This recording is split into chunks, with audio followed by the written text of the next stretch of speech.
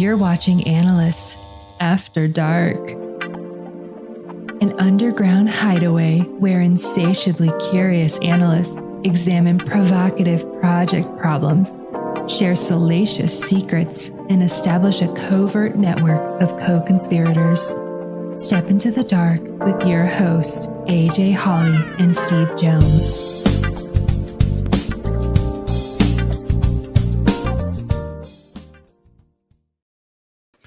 Hey, Steve. How you doing, AJ?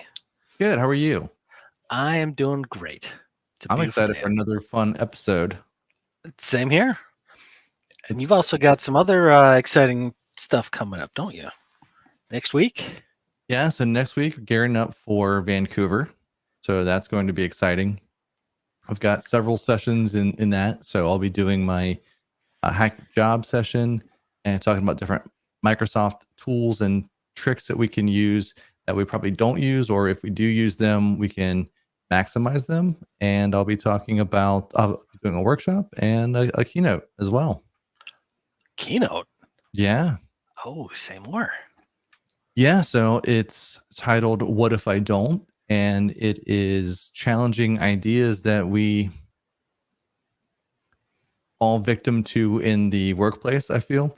So we end up doing a lot of the things that aren't necessarily valuable. And there's a lot of things that are happening all day long that keep us from really thinking about what we're doing. So I get to talk a little bit about that and challenge folks to ask that question. Well, what if I don't do that?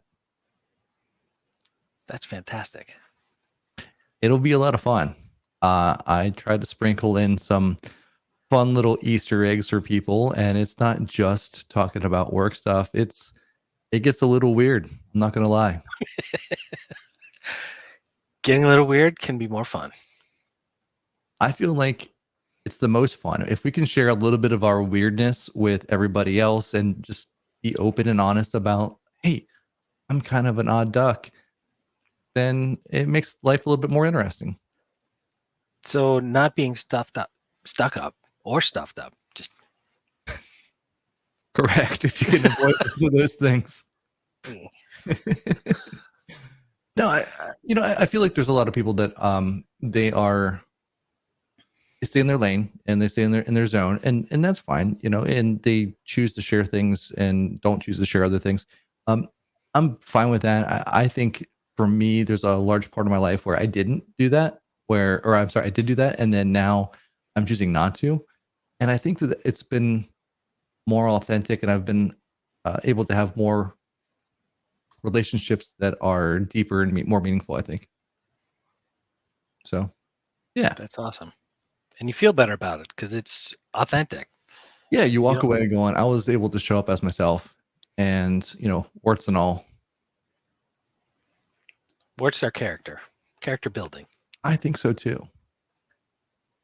Well, speaking of characters, we have one on our show this evening. We have Miss Rachael Wilterdink.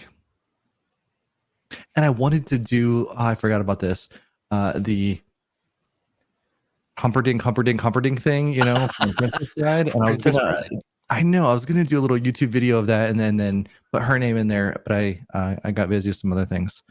It's just a bummer. Well, she's heard it before, though, I'm sure. Maybe next time. So, all right. Well, without further ado, so with over 25 years of IT experience, Ms. Wilterdink holds multiple business analysis and agile certifications. As a consultant, Rachael has served clients in the financial, retail, manufacturing, healthcare, nonprofit, government, education, and insurance industries. She's a very active member of the professional community and serves on the boards of both her local IBA and PMI chapters, and chaired the advisory committees for 2 local colleges. As a passionate public speaker, Rachael presents various topics at conferences and user groups across the country and the world. Rachael is also a blogger and the author of the popular ebook, 40 Agile Transformation Pain Points and How to Avoid or Manage Them. Excuse me. So let's bring on Miss Rachael. Hi. Hi, guys. Thank you for having me tonight. It's such a pleasure to be here. And oh my gosh, you just cracked me up so hard with the Princess Bride. Humperdinck, Humperdinck, Humperdinck. And so my maiden name is Roberts, which is like so easy and Right. not really that memorable, but Wilterdink is. So I always give this spiel whenever I'm talking. It's either a link, a dink, a sink, or a tink, and they're Dutch, and they're from Oostburg or Hingham, Wisconsin, but it's spelled Hingham, so that's how we say it. All right. I stole this shtick from my husband because this is not my maiden name, and he does it so much better than I do. I'm still trying to perfect it so I can get some laughs, but oh my gosh, with the Humperdinck, Humperdinck, Humperdinck, like you just told me a new way to approach this because literally when I got married to my husband, hi, Aaron, I wanted to have the guy officiating the wedding do the Princess Bride. Right.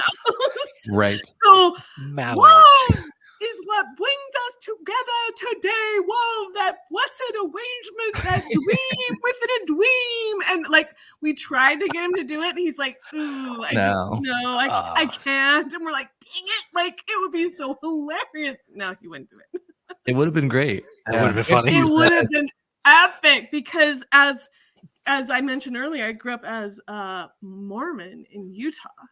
And so Utahns are very clean and pure. And in high school, you don't really do anything naughty, right? And you go on group dates, and guess what your ultimate group date, dream date is? It's to go to your friends with 20 other people and watch The Princess Bride. Okay. I kid you not. Like, that is the Mormon dream date right there. So you brought it, AJ. Thank you. I didn't know that context going into it. I know. Who knew, right? Who knew? Right. Yeah. I also didn't know that they were called Utahns. I feel like it should have been like Utonians or something like that. Utahns. Or Utahns. No, Utahns. We are Okay. Utahns. I'm a Utahn. That's fair. Yeah. Anyway, thanks for having me. I'm so happy to be here tonight. Well, we're glad to have you. This is going to be a fun show, and we're super excited. Thank you. We start off our shows sometimes, generally, when we can think about it and we remember, asking one question. And the question is, what is your favorite after dark activity?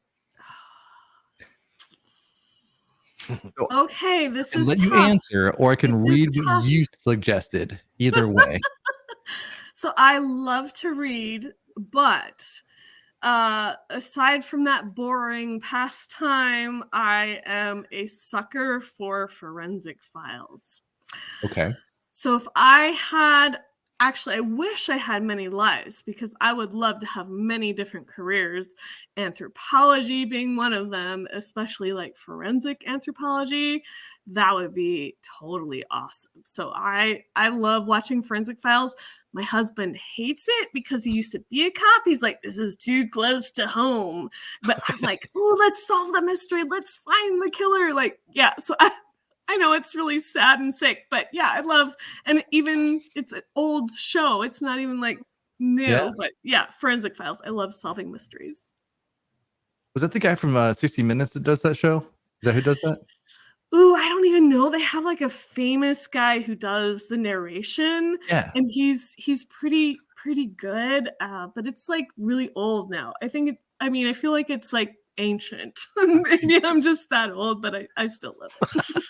Well, we're gonna find out. Ooh.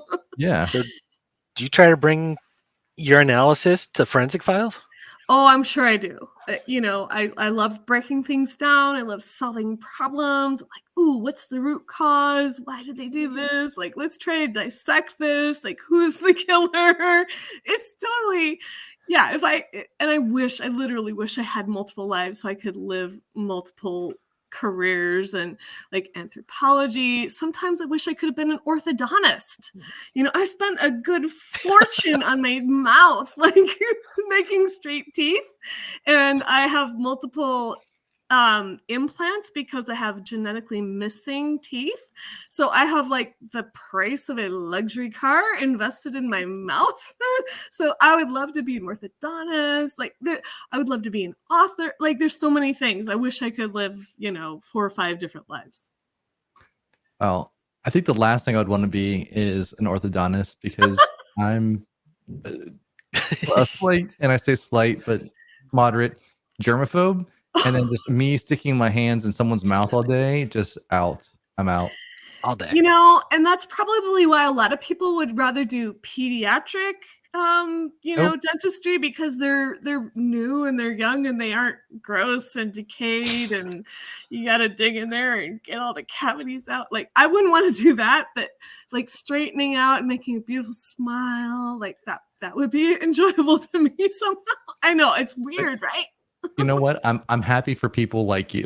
That's all. I'm happy that We appreciate you. you Yes. exist, and I don't want to learn about dead folks and look at that. Like that's not my jam either. No, and I could Yeah. never be a nurse. So if there's anything I would never be, it's any kind of a caregiver, because I would have a horrible bedside manner. I'd be like, really?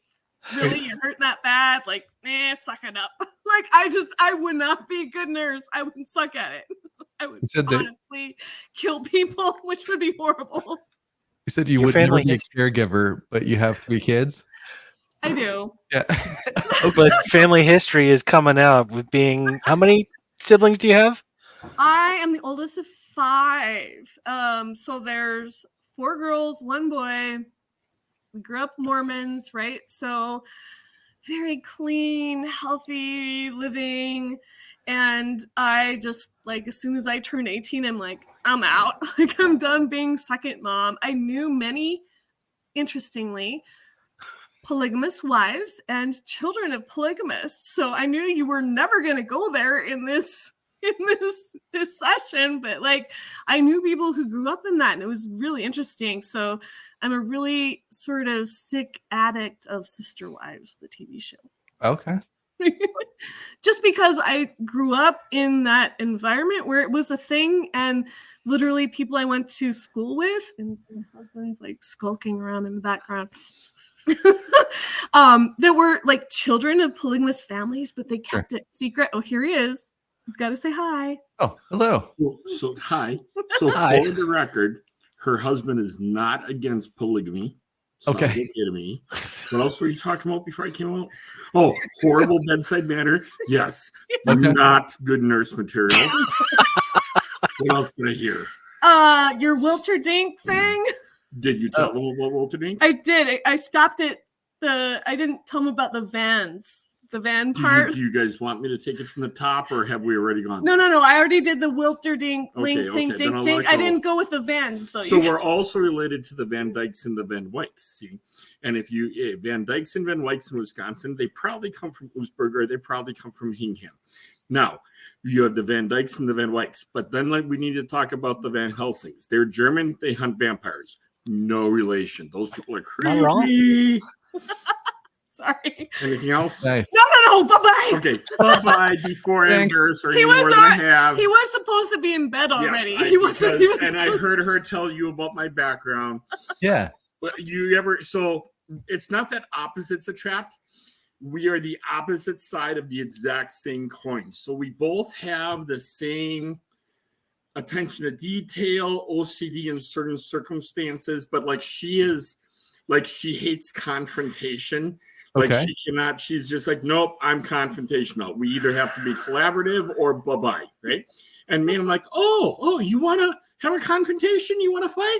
Oh, I can do fight. I can do, you want to play messy? And I'm cleaning up the language. You can imagine, right? You want to play messy? I can play messy. So that's that. Yeah. You can Whoa. tell he deals with inmates all With- day long. I have always shined at dealing with difficult people. That I don't know why. And then now she just gets half your stuff. All right, Yeah. bye-bye. Okay, Bye-bye. bye, You're bye. not the Bye, guest. bye. Bye-bye. Anyway, sorry for the guest appearance of my crazy husband. You know, Awesome husband. it's not the first cameo that we've had on this show. That That's was true. So Amy had Teddy when she was on her dog, Oh, and then I think 2 weeks ago Coop had his significant other come on. So like it's kind of a free for all, and we enjoy a good cameo. So, Yes, we do. I was not expecting that. Yeah. Oh my God. But yeah, We he's used- always like, Yeah, and then there's the Van Wykes, the Van Dykes, the Van whatevers, and the Van Helsings, and they're German and no relation. Like they're the vampire hunters. So yeah, no, I'm like a quarter Italian by heritage, so I have nothing to do with these Dutch people other than being married to one.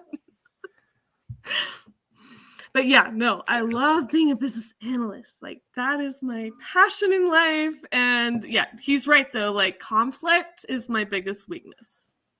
Well, so Negative talk about a little bit about your experience, because I know you said you had 25 years experience in IT specifically, and you have a very strong passion for being a business analyst. So tell me a little bit about what you do and what your favorite problems to solve are.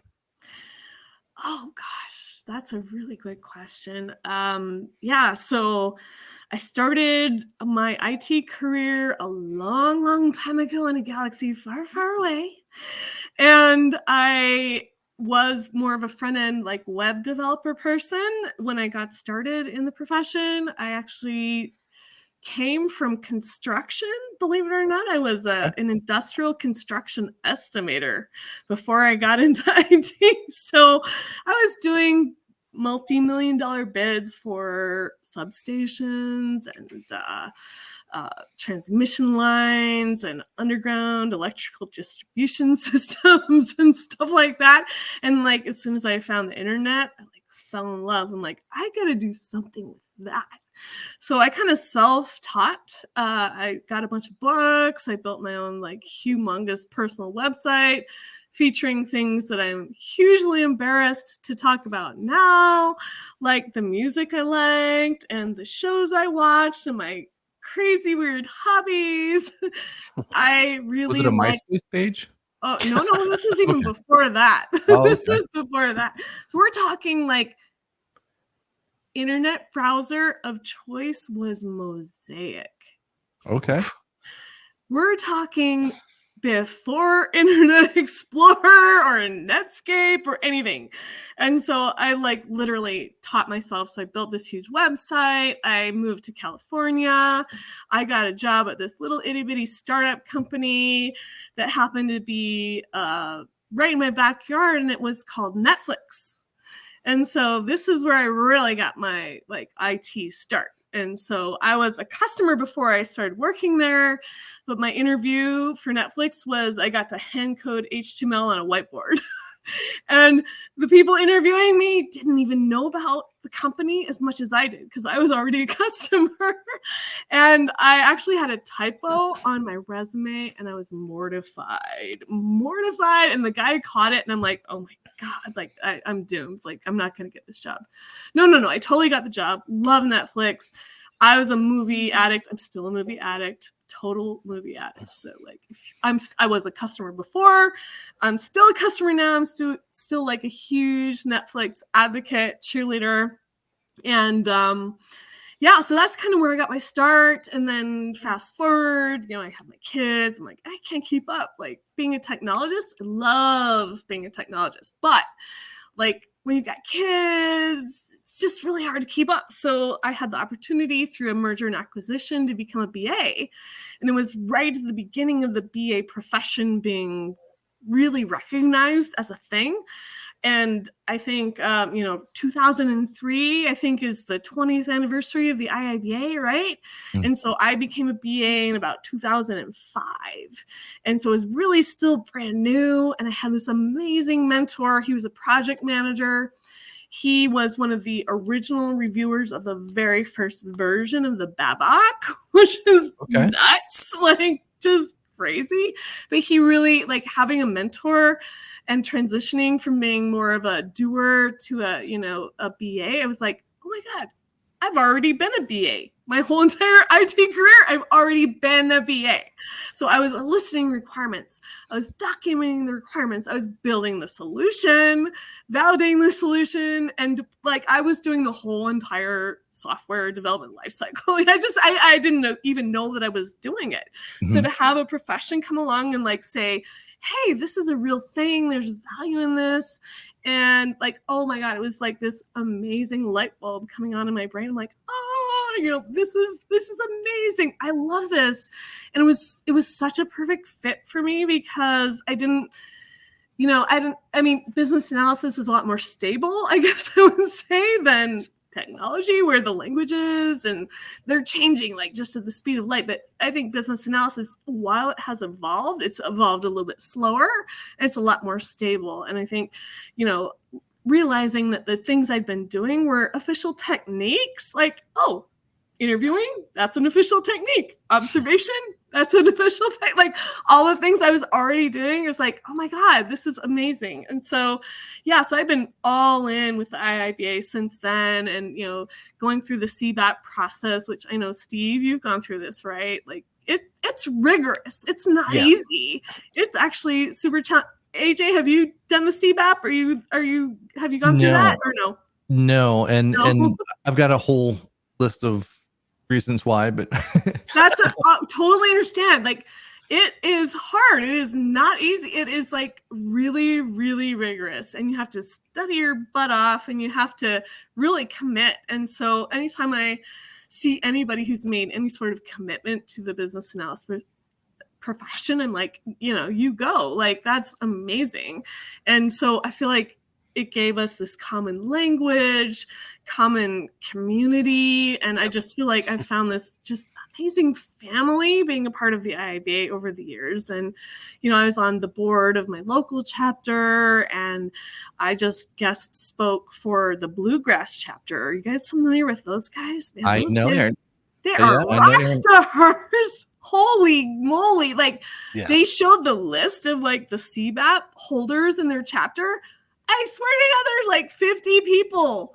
And I'm like, that's amazing. Like it's not an easy thing to achieve at all. And the fact that they have that many and that they support the profession so much was just like mind blowing to me. And I can't even remember your original question. Like I totally got off track. And I think my light just like went out. It like the battery went out. So sorry, I'm dark now, but anyway. And that's just what's in the chapter. So the study groups that Aaron and the rest of the Bluegrass chapter run is amazing because they're supporting people all over. And Aaron says 84. Yes. And I mean, it's like, I'm like, Kentucky? Like, really? Kentucky? And then I'm like, oh my gosh, look at the org. And then you have to realize, so then I like looked at their list. I realized the Larsons, you guys know who they are? They were the ones who had Watermark Learning. Like they were the creators, the originators of that company. So I took their boot camp for both the CBAP, and I also did the competing PMI PBA, which don't recommend. Don't do it. But like, I mean, just such a great organization, such great support. And I mean, even though I'm in Wisconsin, like all these people that I know, so many connections have actually gone through the Bluegrass chapter to do their study groups. And I didn't have the benefit of having a study group. I did it on my own, and I spent like a year like studying. And this was my very first professional certification. So it was like a big deal for me, and my family supported me. My kids were younger at the time, so I kind of like sacrificed time with my kids and my spouse, but everybody supported me. And like I'd spend my whole weekend studying, and I probably overdid it because I tend to do that, but man, it was such like the feeling of accomplishment when you like earn it, right, Steve? It's like, oh my God, like, yes. Like you just want to like go have a party, right? And I did. And I mean, it was not so I'd be just curious, Steve, about your experience, because I mean, you went through it as well. It's not easy. No. And I went back through it when it was paper and pencil for the application. Oh, wow. The application took me 3.5 months to assemble because you had to write in everything. Oh, and so I had thought about doing it earlier before it was like digitalized, and I probably had the experience. I just didn't have the confidence necessarily. And so I waited until it was all, online and everything before I did it. I mean, I'm sure I could have sat the exam way earlier. So I waited, but it's a big deal. It's not a small thing, especially if you go to a testing center. Did you have to go to a testing center where they like wand you down? It's like you're like my husband in the prison, right? You got to like get like, you don't have anything on you. You got to empty your pocket. You get the pat down. Yeah. You got to put everything in a locker and they're watching you. So for anyone that just joined, her husband is not in prison. He works for the prison. So I just wanted to point that out. The prison. Yeah. Yeah, he is a prison officer. Yeah. So you definitely like the high of passing the test because you've got 25 total certifications? No, nowhere close. No. But the CBAP was the first one and the best one, the most worthwhile. But yeah, so I tried the PBA because I just wanted to see like what's the difference? How does the PMI view this role versus the IIBA? It doesn't. And what I learned, no. So, and I was on the board of both my PMI and IIBA chapters, and the PMI, while it's a great organization, they're not about business analysis. Like they got into that for the money. Let's just be honest. Like that was not their gig. They view the role as tactical, not as a peer. And I, as a business analyst, look at a project manager and a BA as equals. We are not subservient to a project manager, I don't think at all. And I think we have to partner with them very closely. And that was one thing I learned while studying for the PBA. They actually have some really good materials, and they actually have a few techniques that we don't have in our BABOK that are actually okay. Like I was like, oh, I could add that to my list of tools, right? But not very many. But the opportunities they outline very clearly, like here's where the PM and the BA kind of overlap and where there are opportunities for collaboration. And I think there is a lot of overlap with traditional project managers and business analysts, and they do have to work together or you're working against each other, right? So I'm going to do my stakeholder analysis, but if my project manager is doing their own and we're not talking to each other and figuring that out, like what's the point? And are we going to be at cross purposes? And quite frankly, I don't love project management. I'm just going to be totally honest. I think it sucks, the word manage. The word manage just all by itself. Wait, hold on. Can I ask you a question about that? So you said you don't love project management. You don't like doing project management, or like the concept of project management? So because I came from construction project management as my background before I became a business analyst, like there is a legit purpose for traditional project management, and it has to do with physical things. So whenever there is something that has to be done in a particular sequence. So, and before Agile came along, I was like, oh, my favorite analogy is the blueprint, right? Because my dad is an architect. I grew up being, a worker in his office, typing up architectural specifications and change orders and blueprints and all these things. So I was like, oh yes, you must have your foundation before you can put up your walls, before you can install your plumbing and your electrical, then you can do your drywall and your paint, like all, so this very literal, like building a thing, physical thing, lends itself very well to traditional project management. You couldn't do that in agile fashion, like Isabel Allende, if you've ever read House of the Spirits, I believe it was, where she's just like building these weird rooms. Like, I'm going to build a room over here and a room over here. And it's just like, no. In physical things, you have to have a plan, and it has to be pretty known in advance. Software development, not even close to the same, like, it's just not, it can evolve. It can grow from a very small thing this way, that way, until you emerge with your beautiful architecture. But physical things, if you try to go put in the plumbing before you do something else, you're going to run into like a gazillion problems. So you kind of have to do it in a particular order. So I have no problem with project management in those kinds of contexts, like, and it makes sense. And I love Agile for software development. It makes more sense to me. But before Agile came along, I was like, yeah, like blueprint, let's know everything. And being an old school BA, if either one of you guys were before Agile, like I'd go gather the requirements, right? Which I hate that now. It drives me nuts. In fact, I hated it then. Right, like they're just laying around the requirements. We're just gonna go pick them up like pebbles on the road. Like they're waiting for us to pick them up. In fact, I'm on an advisory committee for the local technical college, and we had our like every 6-month meeting this morning. And they're like, okay, here are the like competency-based things for this software development. And the first line item was gather the requirements. I'm like, no,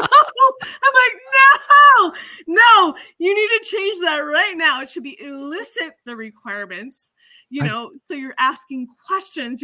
They're just not there to pick. So, I was like, I know it's a small thing, but can we please change this? They're like, well, the whole state's already agreed to this. I'm like, really? The whole state? Call it, yeah, like, right. Requirements extraction. Right. And I know I'm getting totally off topic, but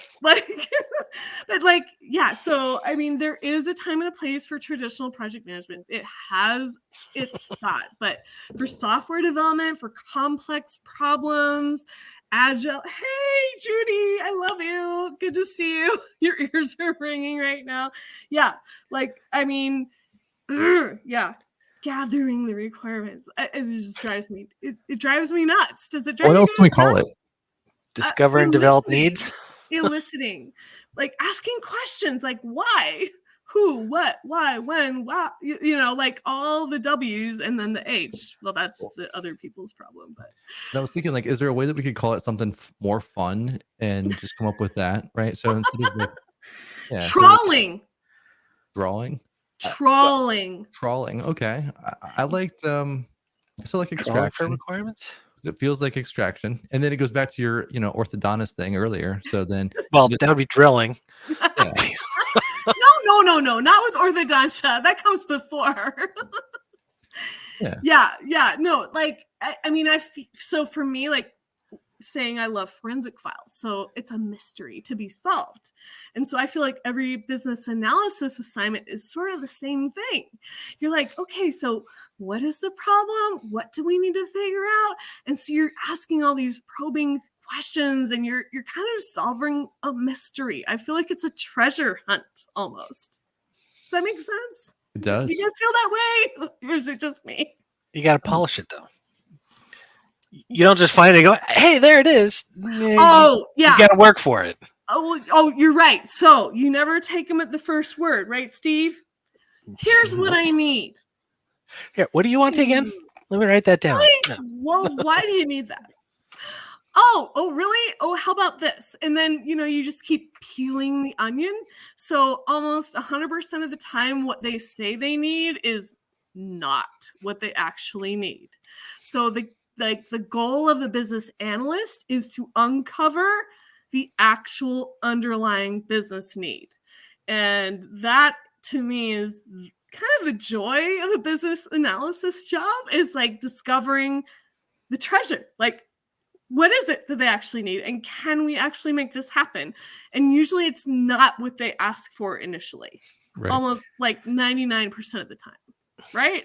I like it when they ask, like, I just need a button that does this.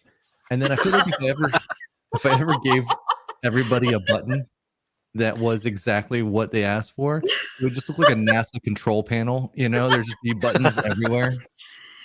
And that's where you get to the order taker, right? Which is, I think, in the early days of the profession, business analysis were really treated like a waitress at a restaurant. I mean, this is horrible to say this, right? But it's true. Like, okay, I'm going to go say, okay, what is it you need? Yep. Okay, we're going to go do that. And then you give them exactly that. You don't ask any questions. You don't really think about it. You're not analyzing anything. You're just, okay, you said you needed this. Here's what you get. And invariably, like, no, that's not what they needed. They really didn't actually even understand what they needed. Like, you have to delve into it. You have to probe and explore to understand what the real problem is so you can provide the right solution to the problem. And without a mentor, it's tougher to do that early on without getting smacked down, basically getting a failure at what you delivered. And then you realize, my own little retrospective. Okay, so what did I do wrong? I listened to them the first time. No, you gotta listen last. Like, I mean, it's like, okay, yes, but so yeah, listen to what they say, but then you have to explore it. You have to investigate. And the thing that drives me the most nuts being a consultant is that oftentimes you come in and they've already decided the solution. Yep. Mm-hmm. So I've been in this position so many times. It's like, oh yeah, we considered all these alternatives, but we're going to go with this one. And it's like, you didn't have a business analyst involved in this decision? No, we had a project manager. They did a cost benefit analysis. Right. And that's another. Where's the analysis? Show me the analysis. Right. So this is another huge problem, is that they bring in the project manager before they bring in a business analyst. It should be the other way around. The business analyst should always be first. The project manager, I'm sorry to marginalize the role of project management, but it's not very complicated. Like traditional project managers, and I've done this job, so I know it is not creative. It is not fun. Like, I don't understand why anybody would want to be a project manager, or oh gosh, I'm really just going out here. Like, I know you guys are recording this too, so this will stay for posterity, but this is what I think. Like project managers are, they're the like overseers. They just have no creativity. They don't have okay, I'm not going to say they're not smart. They're smart. Okay, they're smart. But I mean, they're a different kind of smart. They're just not a creative kind of smart. They're just like, okay, give me what we need to do. I'm going to lay out the plan. Let me get my Gantt chart out. I'm going to lay it like, here's like, sorry. They're like politicians.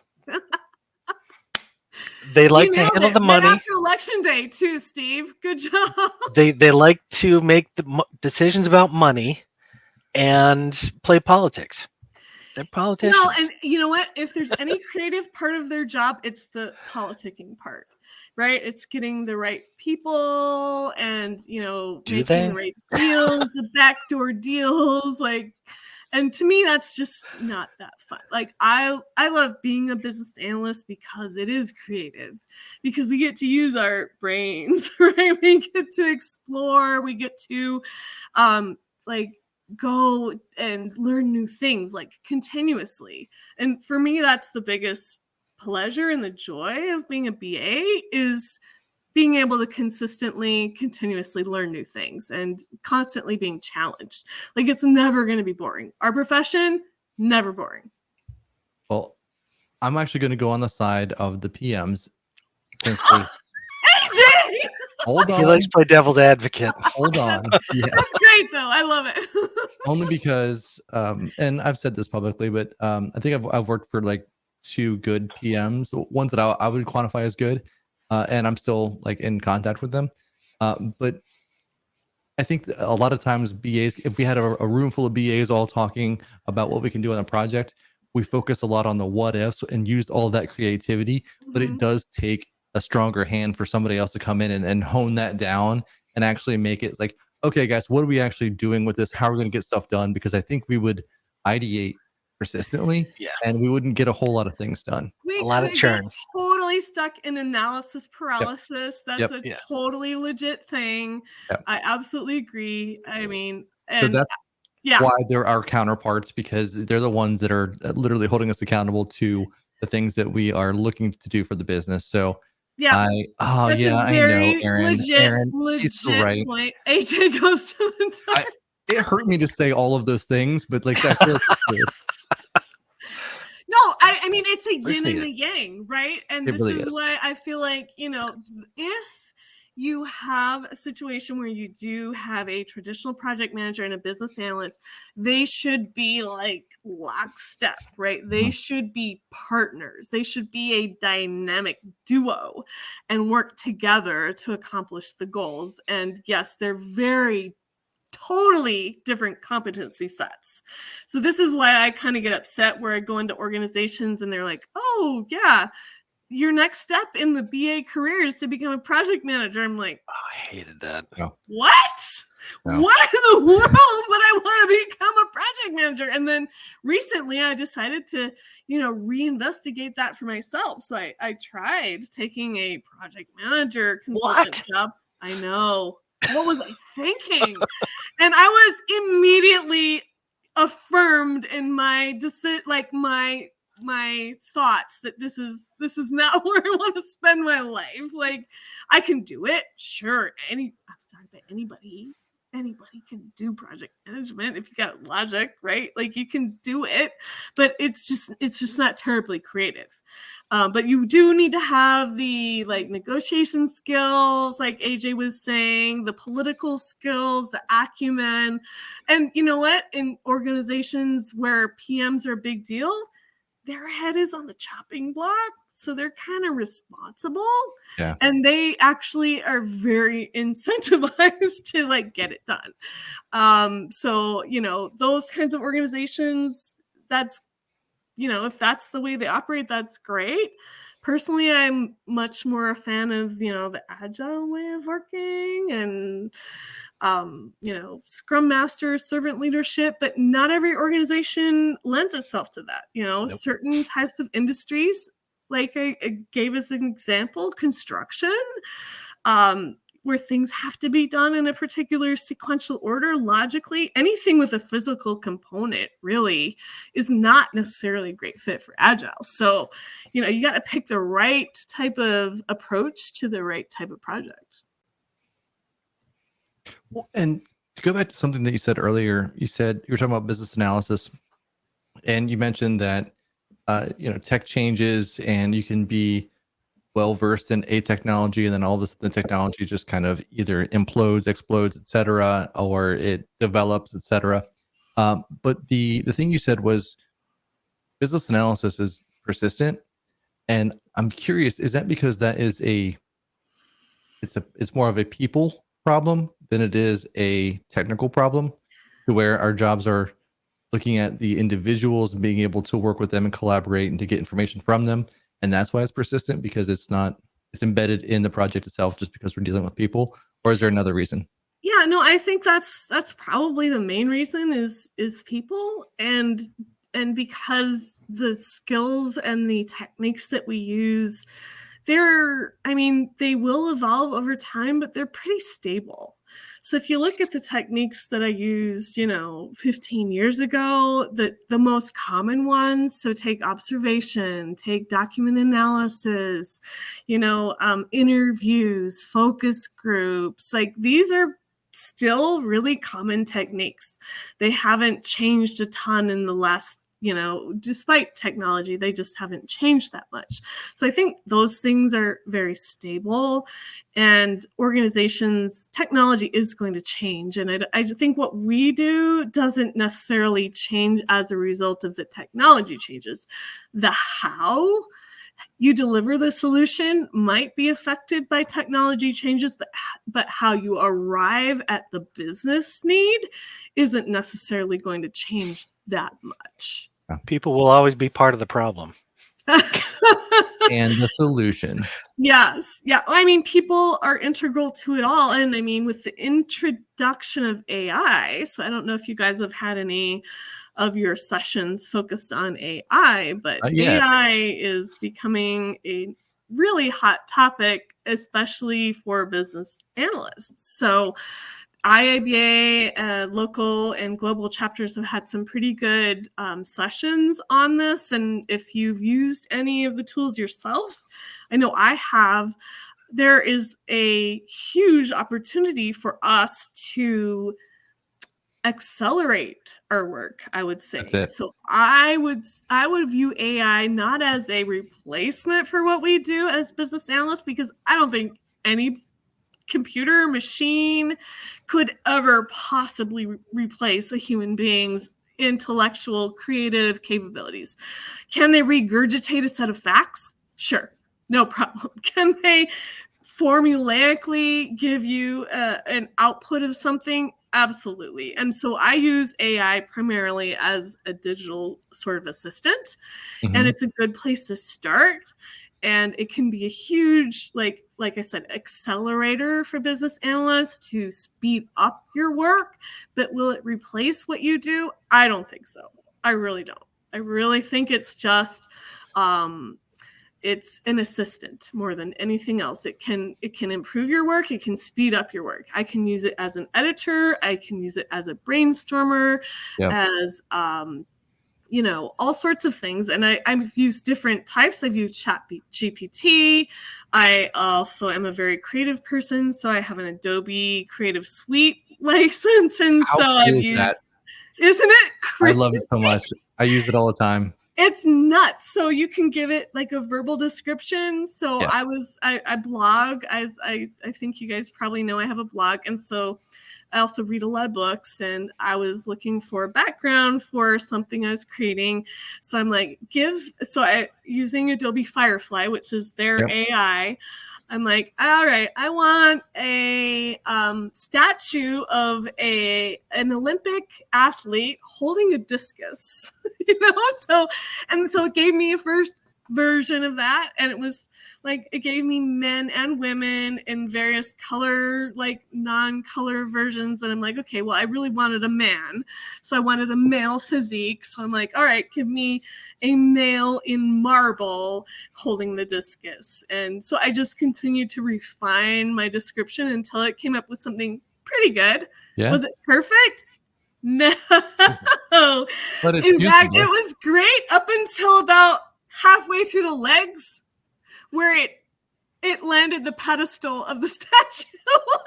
It was like, like 3/4 of a human being and then the pedestal of a statue. So I'm like, you know what? That's great. All I needed was the upper half anyway. So it was like, okay, good enough. But if you look at some of the things it can create, it's astonishing. Absolutely astonishing. So for, creativity, for assistance, I mean, AI, we as business analysts have to pay attention to this. Absolutely. Because this is going to be a part of our jobs, whether we like it or even know it or not going forward. In fact, Angela Wick posted a thing today, I think it was on LinkedIn, specifically about AI and how ChatGPT is coming up with all these customized bots. So we could go, or we as business analysts would be responsible for helping identify the requirements for creating these bots to do these specialized skills. So we need to be paying attention to what's going on for sure. Yeah. So when you asked me earlier why I don't have my CBAP, it's because I don't just do business analysis. Like the analysis that I do is in the technology space. So like automation and things like that. That's what I focus on. That's what I do.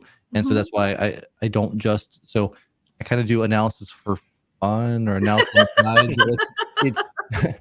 It's more of this has to happen in order to get to the technical solution on that. So I've actually used some of those tools, obviously. And then there's another one called Rachael. Rachael.gina.ai, and it'll actually do SWOT analysis for you, pro cons list, like all this fun stuff. And it's a great way to generate an idea if you're starting from scratch. And like, hey, here's an idea for this. Now I can go and I can build from that very easily. Yeah, and I use it as like a first draft sometimes. So I'll say, I want to write a blog on this topic, like generate an outline for me. So it'll give me an outline. I mean, I literally could have it write a whole blog for me, but I would never do that because then it wouldn't be me. Or you could teach it. Theoretically, you could say, go ingest all of the writings I've done in the last however many years and train yourself to write in my style with my knowledge. Like you could do that. But actually, it sounds like that should be your next blog. You just wrote your next blog already on this show. Look out, everybody, for her next blog. It's going to be about AI. No, I mean, I don't think it's a good idea to ever like take the first thing that an AI spits out to you and use it. And I mean, as a digital assistant, I've used it and I watch it like a hawk. And I know it makes mistakes. And it's stupid mistakes too, like human beings would make. I'm like, I want to actually have conversations. I probably shouldn't, but I have conversations with it like it's a human. I'm like, dude, you screwed up again. Right. You overlooked this. Like, you should have done this instead of that. And, I probably shouldn't approach it like that, but like that, I'm a human being. So that's my inclination. It's like, here's my feedback. I gave you these instructions and you didn't follow them exactly. And you would think that it would because it's machine, but there's like something else going on in there, which I'm really curious to understand why it works the way it works. So you're taking an agile approach to using AI. Oh, totally. So I'll give it a basic set of instructions, see how it does. I'll look at the output and I'll say, okay, that was great, but you did this wrong, this wrong, and this wrong. How about you take another try? And then it'll do it again. And I'm like, okay, that was better, but you still got this wrong, this wrong, and this wrong. One more try, and I mean, eventually it does a pretty decent job. But I wouldn't ever trust anything like first draft out of the gate with an AI. No way. And I would never, ever like say, write me an entire blog and I'm going to post it as my content. No. Number one, it's formulaic. Number two, it doesn't sound like a human being. Like it'll give you all the points very logically in a sequential order, but English and writing was kind of my first passion before I even became an analyst of any kind. Like writing was always my jam. And so to me, it sounds mechanical. It sounds like a machine. It doesn't read like a human being. I want to read something coming from another person. So yeah, I would take it as give me some ideas. It can help you brainstorm. It can help you come up with better titles. So and what you just described as the process that you started using AI, that's basically a BA's progression from early career of, okay, give me this. Here it is. Yep. They gave you a button. Yep. Well, it did a whole bunch of stuff. Yeah. But now you realize, I need to do more to get the real solution, the real output. Right. Yeah. And it is like digging, a hole and trying to uncover all the different things. And it's never the first thing you think it's going to be.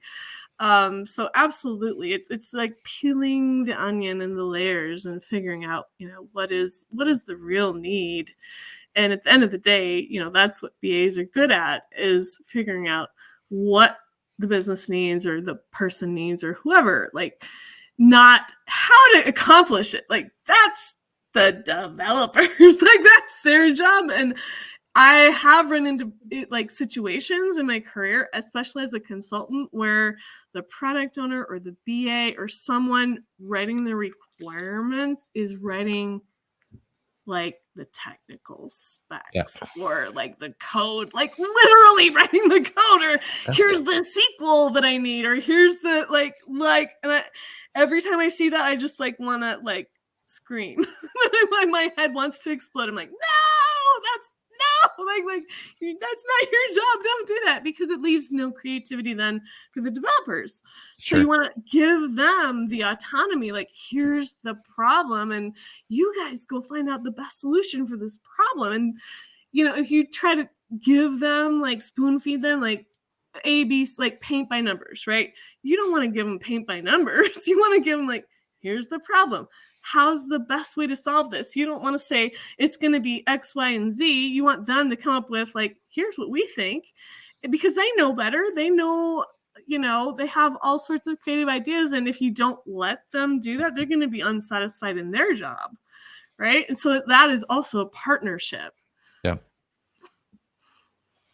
Well, with that said, I want to be the PM in this group, and we are moving on to the next segment. Next segment is the BA hotline. So we will allow you in the audience to ask our guest, Rachael Wilterdink, Humperdink, to anything you want. The table's yours. So here, we'll do that right now. Let's eavesdrop on the BA hotline and see what provocative project problems are awaiting us. Is your project in hot water? Operators are standing by. Ooh, that's hot. All right. You are officially in the hot seat. So wow. I just switched over to look at the comments. I'm like, oh wow. yeah. That's what I've been Good putting up stuff. here. Yeah, there is. And so first of all, I like that. Yep. That's actually on our website, Aaron. So on Analysts After Dark, that's on our website. It's one of my favorites. Because it's so just true. even listening to your intro and that last little part, I'm like, wow, you guys made this show really sexy. It's really awesome. I love it. Ooh, like, ooh. Aaron, what is the most used language in programming? Profanity. Yeah. We just went up there. Like, that's great. Yeah, I think it's different every day. I mean, based on, my gazillion years of experience, it changes all the time. It's never, ever, going to be the same thing, like even a month from now. Like, hey, Python is hot today, but who knows what XYZ language is going to be there tomorrow. Yep. And my last team was a data team. And so they're all like, Databricks, blah, blah, blah. And then Microsoft comes along, they're like, Fabric! Yeah. Everybody's like, oh, Fabric! And so instantly, like everybody changes their tune and they have to go learn something new. Some people are still in the lake. No, they're in the warehouse. And the warehouse is in the lake.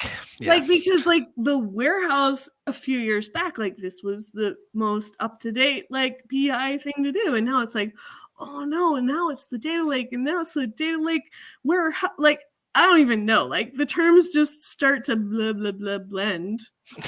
Right? I think my favorite term is just blob storage. And I just think of like the thing. Right?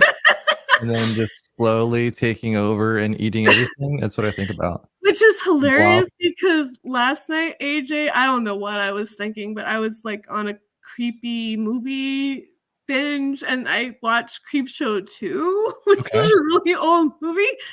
One of the segments was like these people going out on this think about a lake and it's got like a little platform out on it where you can go and swim. Yeah.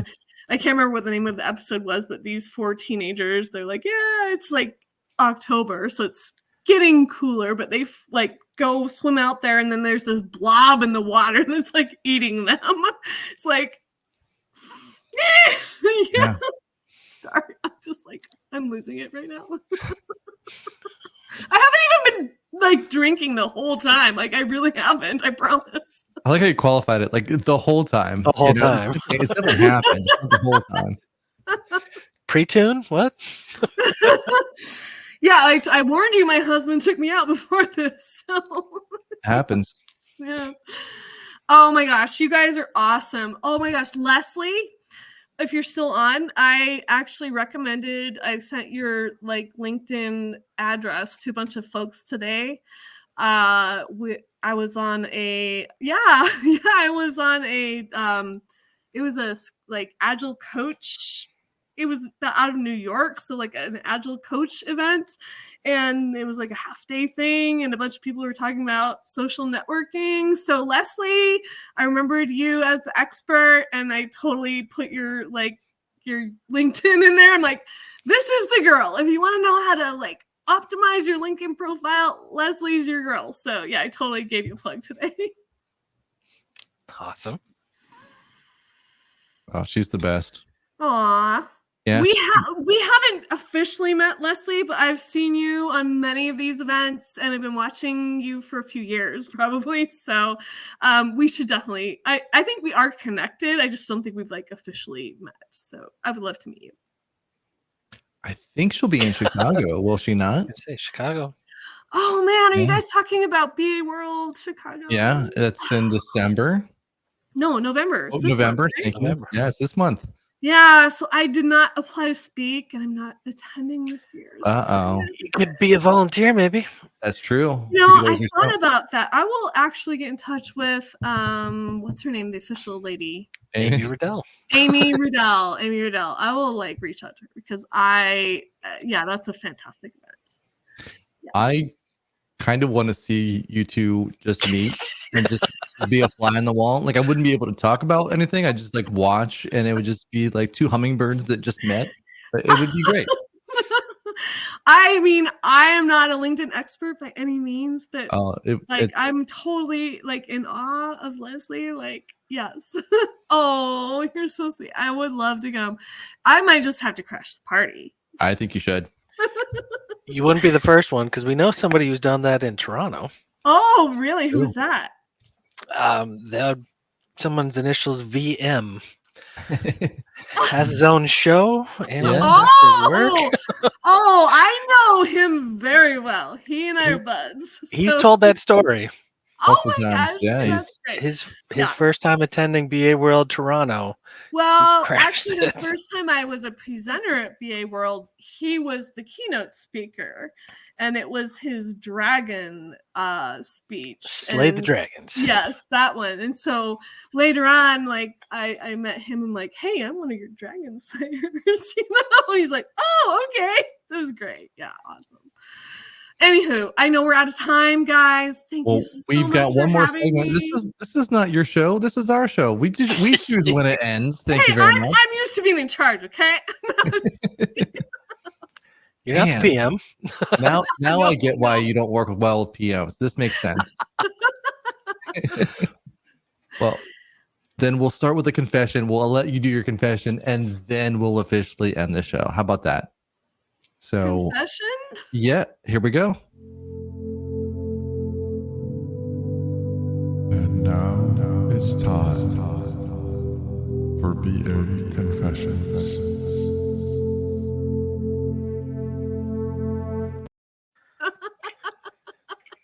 All right. What am I supposed to be confessing to? See, that's the beauty of it. We were trying to collect confessions from the audience, and they're like, yeah, we're not sure about that. We're not really we got some, but I think now we're just gonna put shortcuts that I may have taken, or stakeholders I might have ignored, or I'm just making stuff up here. That never happens. Yes, that's what we want. Yeah, probably, just like certain folks that they think they know and they don't know. You just like listen to them and then in one ear out the other and give them some lip service and move on. Like that would be my confession. Like certain people really don't have actual stake. So you just give them, your ear for a little bit so they can feel heard. And that's good enough. Like as long as they feel like you listened to them, even if they don't get anything out of it, they still feel okay about it. So that'd be my confession. Do you have one scenario that you can recall where you said, oh yeah, and then I just kind of placated this person, and then you don't have to name names. We can keep the guilty innocent still. I really honestly can't think of one specifically. Like if I did, my brain would automatically erase it because I would feel guilty. I'm that kind of a person where like I want to make everybody happy, so I probably wouldn't be able to do that like emotionally. So you don't do the thing where like you write it down real quick and then you just when you walk away. I might, but then again, I don't write things down anymore. I use OneNote for everything. Like I used to write everything down in a Stenopad. That'd be a lot easier to like record me on, right? But now I use OneNote, so nobody else can see it for me. You're fired, Leslie. You're awesome, Leslie. Not allowed on the show anymore. I'm gonna kick her out. She's not invited. Oh no, she should always be invited. Aaron, you're awesome too. Thank you for joining. Thank you so much. Well, you guys, I do probably. Yeah, my husband's probably already asleep because. Yeah. Well, that's a good time because now let's talk a little bit about you. So thank you very much for joining us. This has been a lot of fun. You have your own blog, which you shared.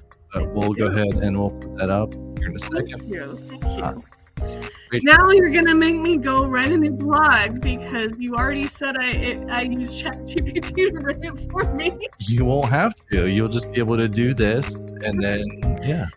Yes, this will be a great experience for a blog. Absolutely. Thanks, Then guys. Thank where you can so people much find your for blog? inviting me for doing this. This is amazing. Let's keep the VA community strong. Thank you very much. This is our episode of Analysts After Dark. Thank you, Rachel, for joining us. Steve, it's always a pleasure seeing you, sir. Thank you, Likewise. gentlemen. Thank you, audience. Right. We'll see you guys soon. Bye. This is us telling you to stay curious And stay positive. Thanks. Bye.